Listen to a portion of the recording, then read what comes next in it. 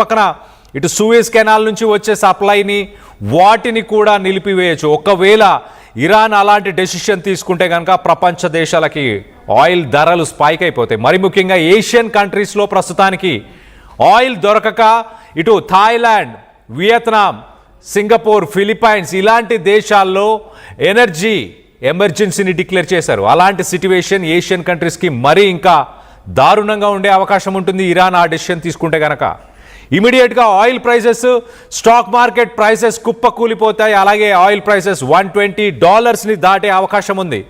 మరొక పక్కన ఇటు ఇండియా ఒక్కసారి మనం చూస్తే ఇండియాలో ఇమీడియట్గా ఇటు ఆయిల్ రిజర్వ్స్ని ఎలా పెంచుకోవాలి, కోల్ నుంచి గ్యాస్ని ఎలా ప్రొడ్యూస్ చేయాలి, అలాగే ఇప్పుడు మనం యూజ్ చేస్తున్న ఫ్యూయల్లో ఇథనాల్ బదులు దాంట్లో ఇటు మేజ్, ఇటు కార్న్కి సంబంధించిన ఇథనాల్ని యూజ్ చేయాల్సిన అవసరం ఉంది.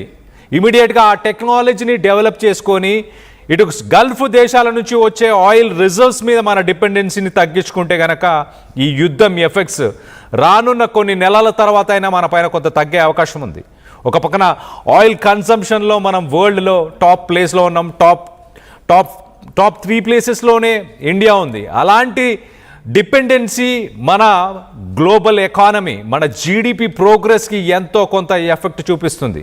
ఆ ఎఫెక్ట్స్ చూపించకుండా ఉండడానికి ఇండియన్ గవర్నమెంట్ పాలసీ మేకింగ్ రానున్న రోజుల్లో కోల్ నుంచి గ్యాస్ని ఎక్స్ట్రాక్ట్ చేయడం, ఎట్ ద సేమ్ టైం మనం యూజ్ చేసే ఫ్యూయల్లో ఇథనాల్ మిక్చర్ ఇప్పుడు ప్రస్తుతానికి E20% ఇథనాల్, 80% పెట్రోల్. సో దాన్ని కూడా మనం బైపాస్ చేసి దాంట్లో కూడా లేటెస్ట్ టెక్నాలజీ అడాప్షన్, అలాగే ఎలక్ట్రిక్ వెహికల్స్ అడాప్షన్ ఇలాంటివన్నీ చేస్తే కనుక ఈ యుద్ధం ఎఫెక్ట్ ఇండియా పైన ఎక్కువ ఉండే అవకాశం ఉంది, ఉండకుండా ఉండే అవకాశం ఉంటుంది. సో ఆ విధంగానే ఇటు ఇండియన్ గవర్నమెంట్ స్టెప్స్ కూడా తీసుకుంటున్నట్టు తెలుస్తుంది.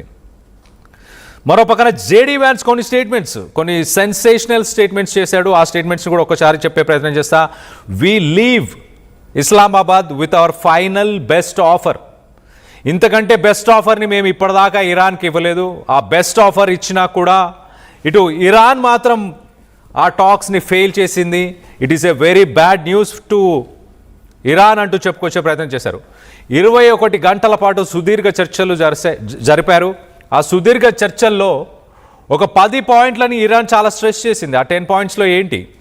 ఒకటి, యుద్ధంలో నష్టపోయినందుకు డబ్బులు కట్టాలి అమెరికా, బిలియన్స్ ఆఫ్ డాలర్స్.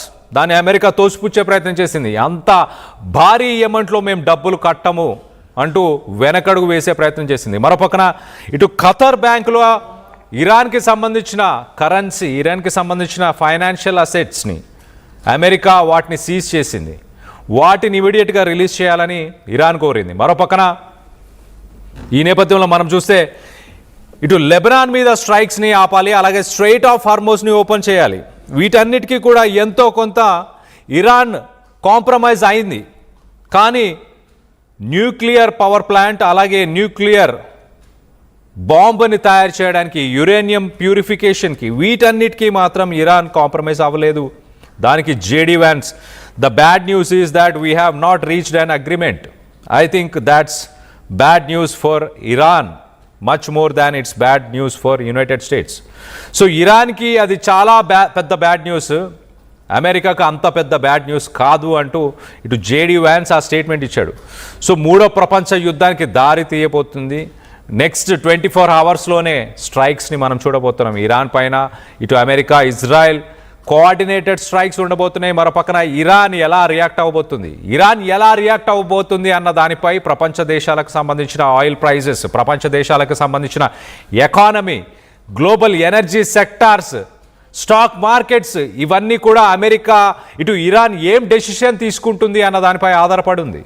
దీనికి సంబంధించి మీరేమనుకుంటున్నారు? ఈ యుద్ధంలో ఇరాన్ గెలవబోతుందా, అమెరికాది పై చేయి ఉండబోతుందా? అన్ని కార్డ్స్ని అయితే ఇరాన్ హోల్డ్ చేసి అమెరికా లాంటి ఒక సూపర్ పవర్ని ప్రస్తుతానికి శాసిస్తుంది. దీనికి సంబంధించి మీ అభిప్రాయాలు ఏంటనేది కింద కామెంట్ రూపంలో తెలియపరచండి. We go back to the United States having not come to an agreement. We've made very clear what our red lines are, what things we're willing to accommodate them on, and what things we're not willing to accommodate them on. And we've made that as clear as we possibly could, and they have chosen not to accept our terms. We have been at it now for 21 hours, and we've had a number of substantive discussions with the Iranians. That's the good news. The bad news is that we have not reached an agreement, and I think that's bad news for Iran much more than it's bad news for the United States of America. So we go back to the United States having not come to an agreement. We've made very clear what our red lines are, what things we're willing to accommodate them on, and what things we're not willing to accommodate them on. And we've made that as clear as we possibly could, and they have chosen.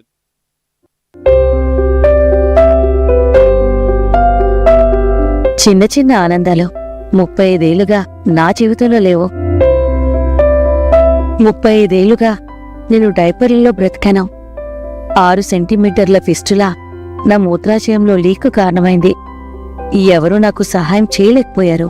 ఏఐఎన్యూలో వైద్యులను కలిసే వరకు. అక్కడ వారు robotic శస్త్రచికిత్సతో నాకు పరిష్కారం ఇచ్చారు. వారు నా ఆత్మవిశ్వాసాన్ని కూడా తిరిగిచ్చారు.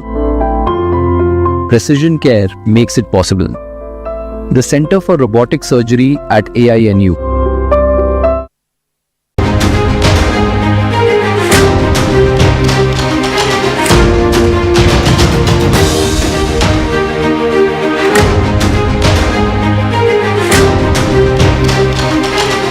బ్రేకింగ్ న్యూస్ చూస్తున్నాం. ఇటు అమెరికా ఇరాన్ మధ్య డీల్ కుదరలేదు. శాంతి చర్చలు విఫలమైపోయాయి. ఏ క్షణమైన రెండు దేశాల మధ్య మళ్ళీ యుద్ధం మొదలవబోతుంది. యుద్ధానికి సిద్ధమైన ఇటు ఇరాన్ అమెరికా. ఇటు ఇరాన్ను అన్ని వైపులా చుట్టుముట్టేసింది అమెరికాకు సంబంధించిన సైన్యం. ఇటు హార్మోజ్ వైపు దూసుకెళ్తున్నాయి అమెరికాకు సంబంధించిన యుద్ధ నౌకలు. USS Abraham Lincoln, USS Tripoli, USS Ford, ఇలా అత్యాధునిక వెపన్స్తో రంగంలోకి వార్షిప్స్ దిగిపోయాయి. గతంలో ట్రంప్ కూడా కొన్ని స్టేట్మెంట్స్ ఇచ్చాడు. ఎన్నడూ యూజ్ చేయని టెక్నాలజీ, అలాంటి ఒక టెక్నాలజీతో రానున్న రోజుల్లో ఖచ్చితంగా ఇటు ఇరాన్కి ఎలా దాడి చేస్తామంటే అక్కడ సివిలైజేషనే లేకుండా చేస్తాము.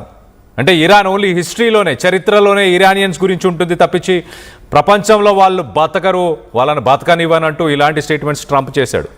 మరో పక్కన 50,000 మందికి పైగా అమెరికాకు సంబంధించిన స్పెషల్ మెరైన్స్, పారాట్రూపర్స్, వీరందరూ రంగంలోకి దిగడానికి సిద్ధంగా ఉన్నారు. ట్రంప్ ఆదేశాలు, ఇటు యుఎస్ఎస్కి సంబంధించిన అమెరికన్ సెంట్రల్ కమాండ్ ఇచ్చే ఇన్స్ట్రక్షన్స్ కోసం వెయిట్ చేస్తున్నారు. మరో పక్కన అబ్రహం లింకన్, యుఎస్ఎస్ జార్జ్, ఇలాంటి యుద్ధ నౌకలు ప్రస్తుతానికి nuclear missiles, ballistic missiles, advanced missiles అన్నిటితో సిద్ధంగా ఉన్నాయి. అమెరికా టార్గెట్ ఇరాన్లోని అణు కేంద్రాలే.